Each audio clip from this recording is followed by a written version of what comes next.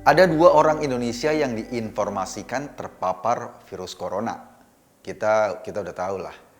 Presiden sendiri yang menyampaikan kepada publik. Dua orang itu ibu 64 tahun dan anaknya usia 31 tahun. Sekarang udah ditanganin sama pemerintah. Orang-orang yang diperkirakan berinteraksi dengan keduanya juga udah mendapat perhatian. Dicek, dipastikan kondisinya. Mereka itu kan para perawat yang pernah didatangi oleh kedua orang tadi. Nanggepin kondisi kayak gini, sialnya Anies Baswedan bukannya menenangkan, malah membakar-bakar dengan statementnya. Lo tahu apa yang diomongin ke media?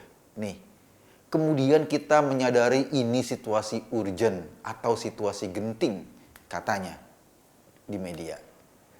Akibatnya orang panik. Iya, dua orang itu suspek corona.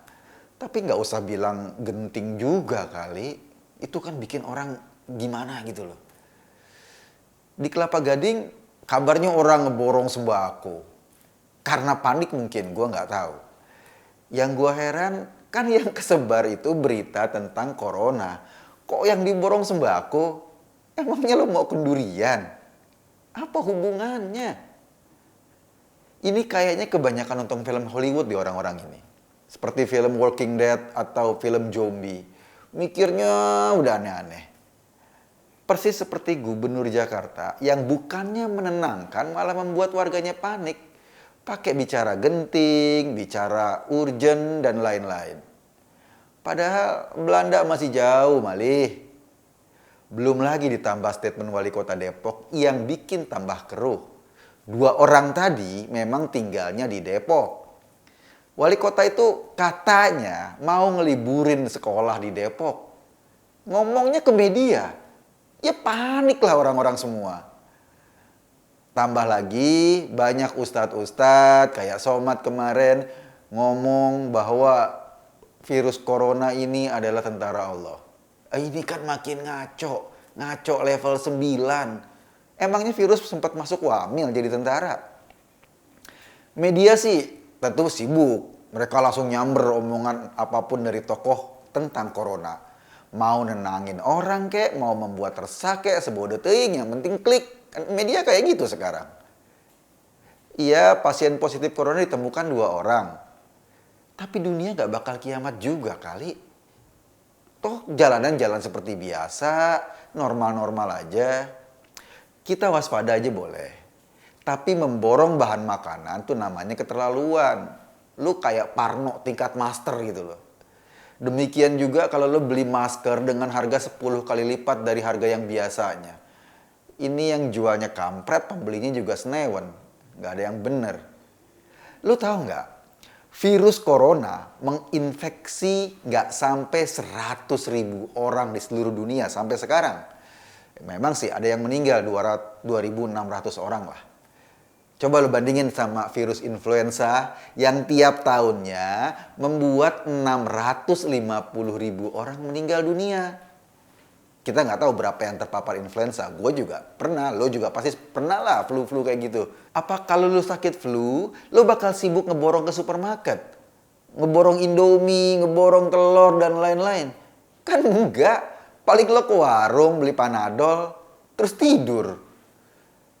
Atau minum vitamin, makan yang banyak, minum air putih, besoknya lo udah cengenges-cengenges lagi. Terus kenapa lo bisa kena flu? Karena daya tahan tubuh lo lagi lemah. Saat virus yang mikroorganik itu menyerang, pertahanan tubuh lo ambrol. Akhirnya virusnya masuk dan lo kena penyakit makin parah. Nah sama, virus corona juga kayak gitu. Dia menyerang orang yang pertahanan tubuhnya lemah. Bukan mengincar orang yang lemah iman atau lemah syahwat.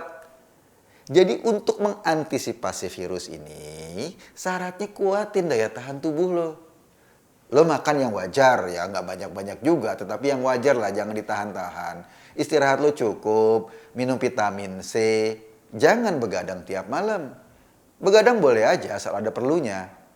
Asal lo tahu, kalau lo terlalu banyak begadang, muka pucat karena darah berkurang. Jika sering kena angin malam, penyakit akan mudah datang. Termasuk penyakit kena virus itu. Maksud gue gini, Kita mesti jaga kesehatan. Cuci tangan biar bersih. Pakai sabun pencuci tangan atau sabun mandi, ya terserah lo. Yang perlu diingat, jangan sampai kebalik nih. Cuci tangan sebelum ngupil, bukan setelah ngupil. Maksudnya lo cuci tangan dulu sebelum ngupil, jangan setelah ngupil baru lo cuci tangan.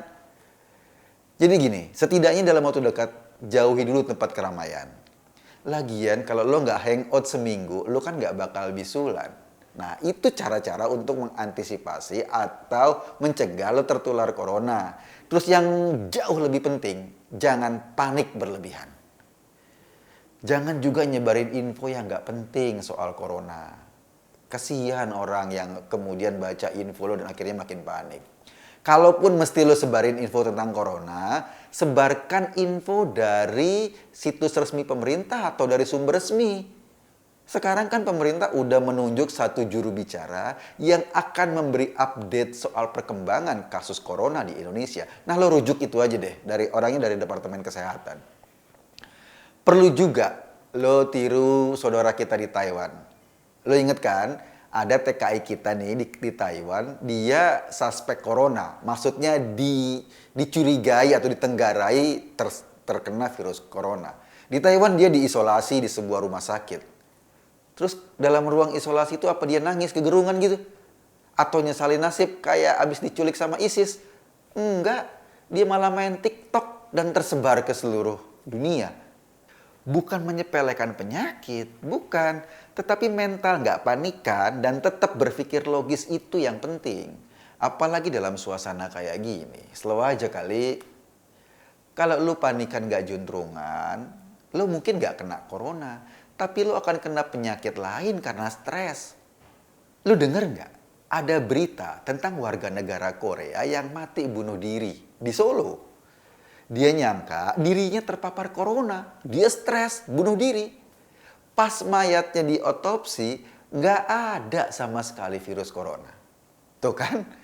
Dia nggak kena corona malah mati depresi. Saking stresnya. So, dalam kondisi begini, kita ikutin aja saran dan informasi dari pemerintah. Maksud gue pemerintah pusat yang tadi udah ditunjuk tuh secara resmi sebagai juru bicara. Kalau informasi dari pejabat yang bikin lu makin panik, nggak usah didengerin. Dengerin mereka ngomong soal corona malah kena diare nanti lo. Coronanya nggak kena malah kena diare. Jadi jangan panik, jaga kesehatan, tingkatkan daya tahan tubuh, cuci tangan yang sering lah sekarang-sekarang ini, jangan sering-sering gosok-gosok muka. Itu yang penting. Gue sih cuma ngajak lo mikir. Kesimpulannya ya terserah lo. Makasih.